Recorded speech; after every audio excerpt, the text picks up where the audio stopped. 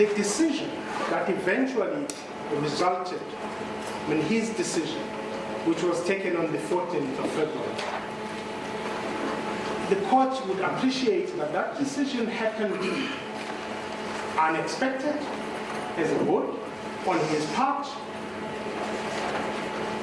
And when a decision like that happened, I don't think there would be any doubt that a decision like that is a seriously political reason, all sorts of consequences for the incumbent, for the president, who for 10 years had been operating in an environment where he actually gets serviced by the state attorney for most litigation. And the reasons we've cited in our application that we think this court should consider as a justification for the lateness is that soon after the 14th of February, the former president at the time entertains the idea in his mind that, well, although he's out as not head of state, the office of the president has taken this matter on review. And in that, entertaining that thought, he sits comfortably knowing that the matter is going to court. And I think one of the things that happened, and it's no fault of this court or anybody in this room, is that, and we've said this, and I think there was miscommunication during that period of his, when he leaves office. We state this in the affidavit. And that period, understandably, is a period when he has to make a series of both personal and official decisions that, yes, seem irrelevant to someone watching this from a distance, but basically he has to start his life from scratch. And that in terms of who takes care of his legal affairs. Now that's not just his problem, it's the problem of those who seek to communicate with him. Sometimes when we say there was lack of communication, there's an understanding that we are attacking the incumbent office, that they didn't consult with him, they took time. It's actually not that. It's no blame game. It's because when that change, that political change happened, it causes a crisis for both the person who is leaving the office and those who need to communicate with him, because there was a period, and we state this, there was a period when even people who may have sought to communicate with him about his legal matters followed an attorney that they knew represented him. And we say in the affidavit that normally that would cause no disruption. But what happens, as we know thereafter, is that during that period when there is a shift between him as in his official capacity, becoming an ordinary citizen, there is also a change in his legal representation at the level of attorneys. And our submission is that the court should take that into account, that this delay truly happens at that time that I would call is a period of a flurry of decisions that he has to make as a person. And the delay happens as a result of that. And I know my learned friends have said in the context of the intervention, but these are generalities. You know, we don't know exactly what happened. I want to put this to the court and to my learned friends. You would have to ask any person in that position. It doesn't have to be a president, it can be a minister. Any person in that position, literally, from the top floor to the bottom, to change that life. And what happened is that there was a lot of, the decisions were too many about the changing of the attorneys. And I think that time and the making of this decision caused this delay, nothing more. And this, my last point on this, it's complicated by the fact that even that smooth transition is interrupted by the fact that Mr. Halley, who to many was known as his attorney, and they would have communicated with him miscommunications happened between the two of them, and it changes, the attorney is changed. And that period of transition between the state and Mr. Harley and Mr. Harley and the new attorney caused this delay. And we would submit that the court, as much as David lacks the details as to what Daly was delaying him, I would invite the court to grant the applicant condonation on the basis that as soon as he settles the issue of who his attorney in his private life is, this application was brought immediately, right? And one of the things that we will show the court is that even at that point, when the new attorney has been appointed, there is still a difficulty of just correspondence about costs, and there's a fight about these costs, and this fight is directed at both attorneys at some point. And therefore, we would like the court to appreciate that that delay was caused by no more than that period, the difficulties of that period. And then we would like the court to accept that those reasons are justified given the circumstances. And that actually the application for leave to appeal is late, yes, for those reasons, but is not as late as not to be condoned by the court in our respectful submission. Mr. President, without really wasting the court's time, it's that context.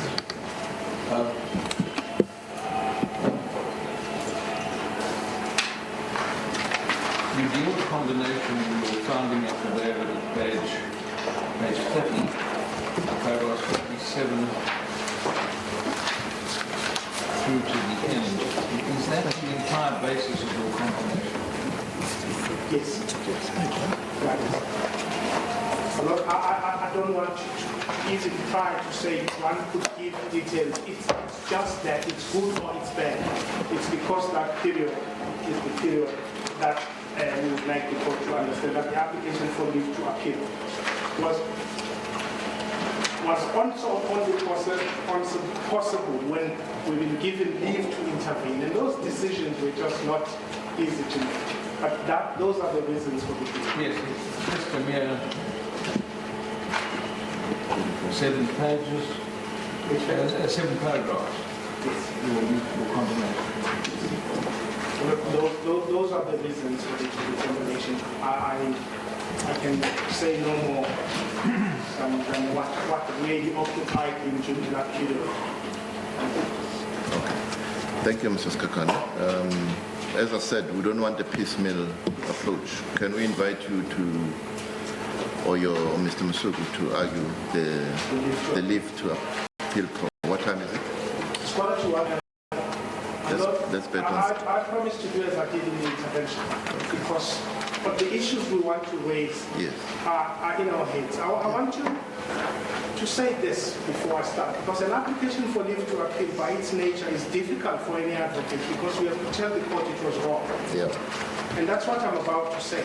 Yeah. And I want to be understood when I say the court was wrong, because basically what Section 17 tells us about an application for leave to appeal, it's much more intellectual than we think. We usually think an application for leave to appeal is an approach to a lower court to tell it that you are completely wrong. And what it envisages, what the rule envisages, and this is the rule on the basis of which the court must make the decision, is that a decision of a court, like any other decision, may be a decision that comprises a series of sometimes equally legitimate reasons or judgments. And so the decision that another court may reach a different conclusion is not as crude as we put it, but what it says is that these judgments that we make, as I will take you to the judgment of this court,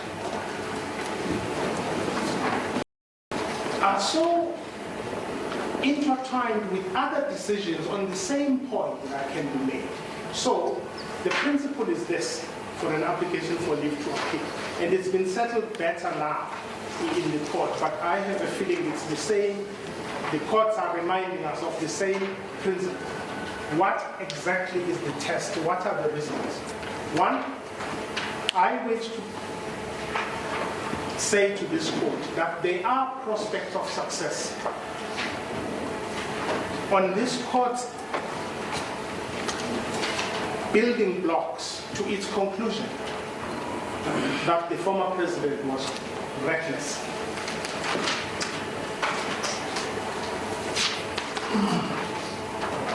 There are prospects of success that on one or two or all of those grounds, on the basis of which this court at the time, and maybe still does, reasoned, will certainly reason it differently. And here are the reasons. There's a debate that rages in this court at the time when maybe the review was made about preemption. That's the first point. And then there's a debate about being reckless.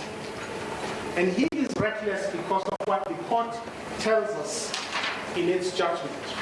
And I won't take too much of the time, but I think it's important because I want to pull out those building blocks that suggest that he was reckless. I'm doing so because my learned friends and some of their heads of argument may use the same building blocks. The court says there could therefore have been no doubt in the president's mind when initiating this application. What paragraph? This is paragraph 33 of our head. Of your head? Oh, okay. We've quoted the paragraph I'm reading. Okay. It's paragraph 187 of the judgment. What? You found it, JP? The court says, there could therefore have been no doubt in the president's mind initiating this application, seeking as he did to challenge the public protector's power to constrain his power through remedial action, that his own powers were not untrammeled in the face of such remedial action. The overarching basis for the remedial action challenged by the president is that he is not personally implicated. He is personally. Is that he is personally implicated in malfeasance and improper conduct investigated by the public protector. Can I just stop right there, JP, my lawyer? There's that building block. And the court can correct me if I'm wrong. I've seen it in the heads of my learned argument. Says an implicated person,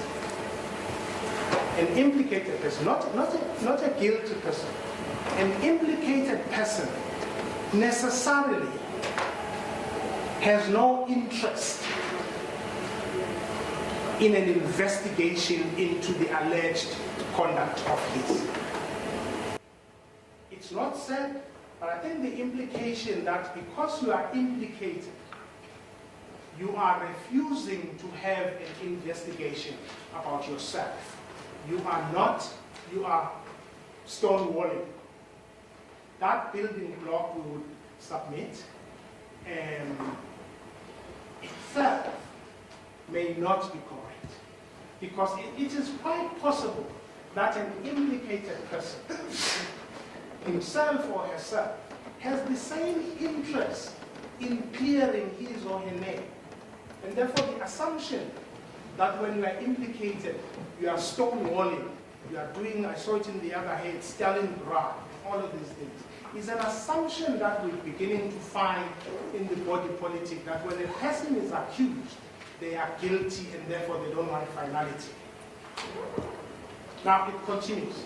So I'm challenging just that assumption. It may not be correct, it may not be what the court is necessarily saying, but I think that building block on its own, another court may not use it against him. Then it says, I continue, the personal conflict of the president presents an insurmountable obstacle for the President and lends credence to the conception of the remedial action by the public protector. Now that's the second leg. And I want to carefully deal with this because I want to make reference to another case in this court, just to demonstrate, and I'm not saying this to decide which decision was right or wrong. I'm saying this to take the court to the mind of a head of state faced with a remedial action that he must implement. But he is also equally mindful that he must implement something that he is certain is lawful and does not trump the Constitution. And this is what it says. This court, the challenge to the public protector's remedial action. And I want to call it the aspect because there's a debate about, there's a semantic debate in the judgment about the commission, you should have said a commission. With respect, I'm going to suggest that that debate is misplaced and doesn't go to the heart of this problem, to deal with whether a party, president at the time or any executive member, cannot legitimately accept the remedial action and say, I will establish the commission of inquiry, but I am unhappy with a certain aspect of it. Now I know that raising this as an aspect puts me at odds with some of the arguments and some of the grounds that were raised. I don't agree with all the grounds that were raised for the review, but the point I'm making is just this one. If you take the suggestion that one of the challenges that he makes, that he seeks clarity as head of state, let's forget that we don't like him, he's implicated, we want him to go. He says, I must do this commission. I will do it, but I want to do it right. I want to do it in such a way that after spending 200 million rand, as the commission is running in Cape Town now, I want to make sure that I protect it from any possible constitutional challenge about how I constitute it. And I don't agree that the public protector, I agree that I should institute it, but I don't agree that I should move that function to another branch of government. I don't disagree that I should do it, but I disagree that I must move a function that constitutionally rests and vests in the president. And so I want to submit to this court that that concern take away all the litigant. That concern, in my respectful submission, is a concern that should occupy the mind of any political leader faced with a decision that flows from the Constitution. Am I doing it right? We have a commission of inquiry.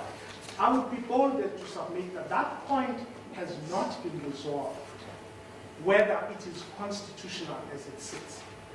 It's only resolved because this court made an order. But it remains an issue that we're going to deal with for the next 10 years when Zuma is dead and we're left with court decisions that we must deal with. And I'm raising this because there is a judgment of this court 4 days before this one. And it's a correct judgment in my view. It's not just this court, it's 3 judges of this court. And it's not just 3 judges of this court, it's the JP correctly making this point. And this is the case that we refer to as the Ngasana matter. JP 4 days before this court made this decision, agreeing that, you know what, your challenge is reckless. This concern you have that a function is being moved from one branch of government to the other is reckless, is a non-starter. Let me read what your court, JP, says correctly and reasons this better than it does in this case. This is the matter of Corruption Watch in another versus the President of the Republic of South Africa. It's by the JP, Rancho J, and Vandeline J. Paragraph 107. This court says, the applicant submit that President Zuma is disqualified from appointing NDPP, given the raft of criminal charges he is facing. Their argument founds on the following two provisions of the Constitution, and this is where I think the decision by the court on the 8th was correct. It says, President, this is section 90 of the Constitution, when the President is absent from the Republic or otherwise unable to fulfill the duties of the President, or during a vacancy in the office of the President, an office bearer in the order below acts as President, and it says the Deputy President. Then the judgment continues at 108. It says the provisions that deals with conflicts of interest is section 96. And the judgment quotes section 96, and it says conduct of cabinet members and deputy ministers. And by the way, I still say this reasoning by this court in that judgment is correct. It says in relevant part, members of the cabinet and deputy ministers may not, and this is B, act in any manner, in any way that is inconsistent with their office, or expose themselves to any situation involving the risk of a conflict between their official responsibilities and private interests.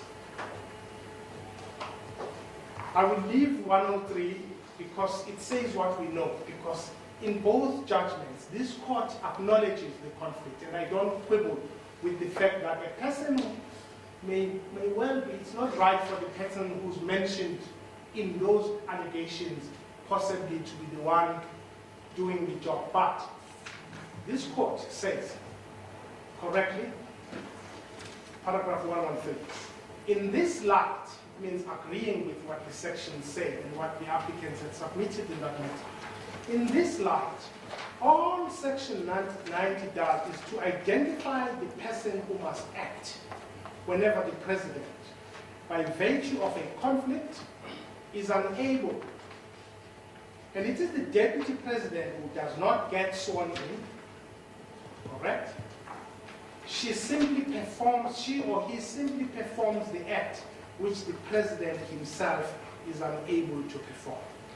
114. In our view, President Zuma would be clearly conflicted in having to appoint an NDPP, given the background to which we have referred, particularly the ever-present spectre of the many criminal charges against him that have not gone away.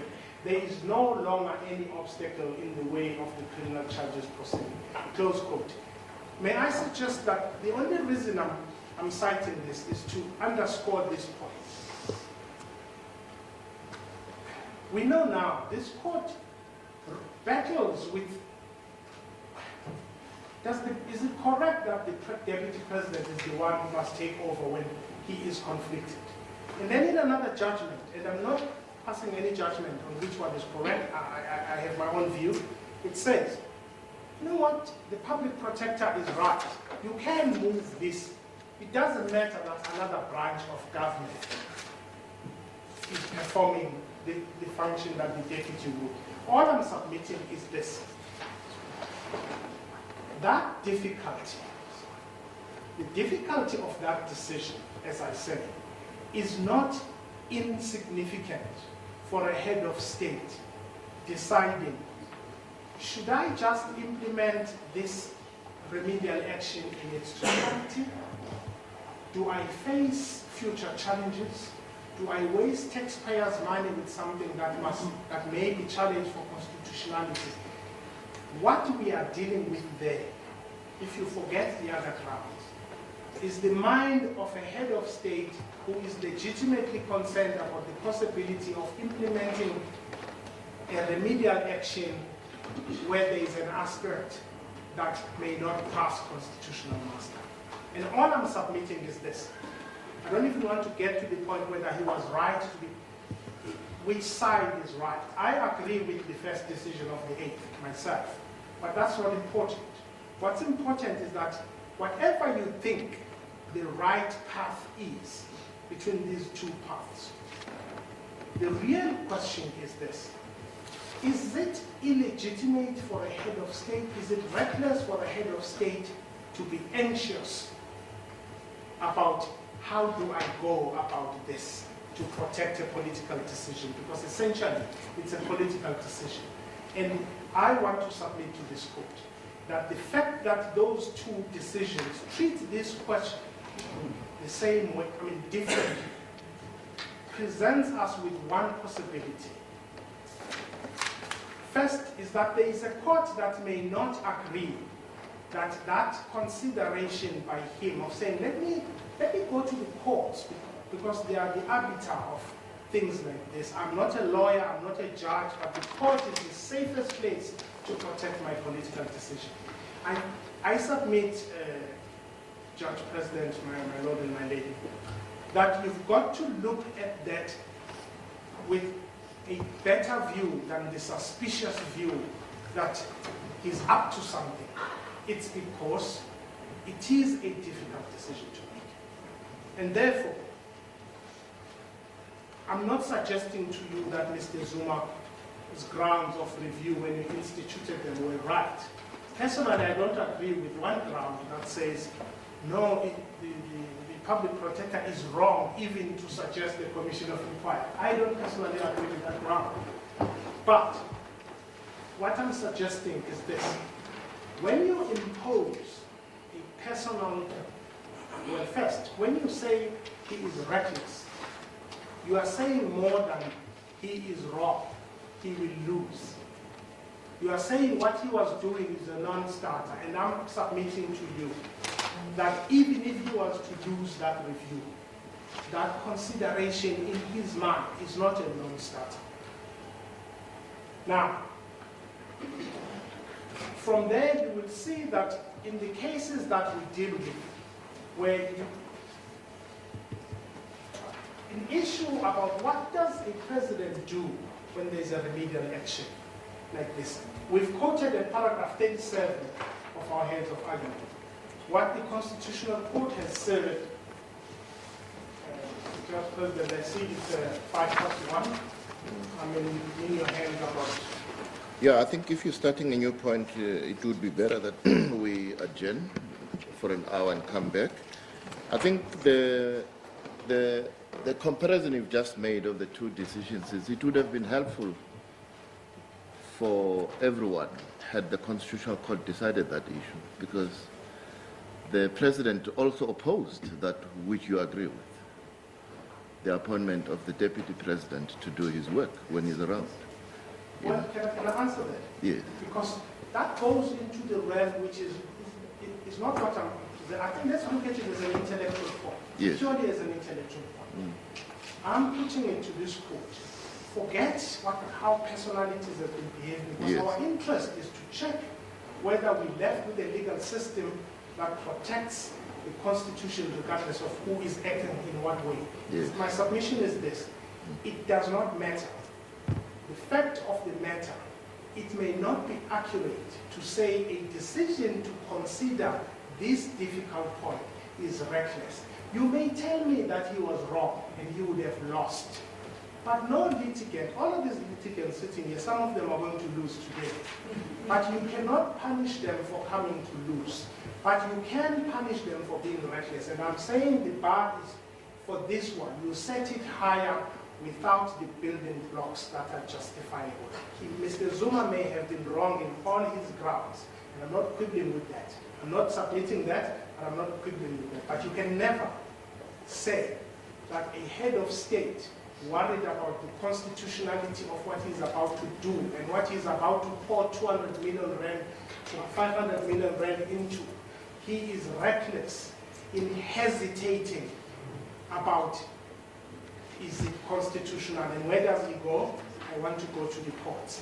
I don't think you can say that is reckless. You can say he was wrong, he was going to lose. I will take that point there for now, and then we'll move to the next point. Thank you very much. We'll adjourn for an hour. All right.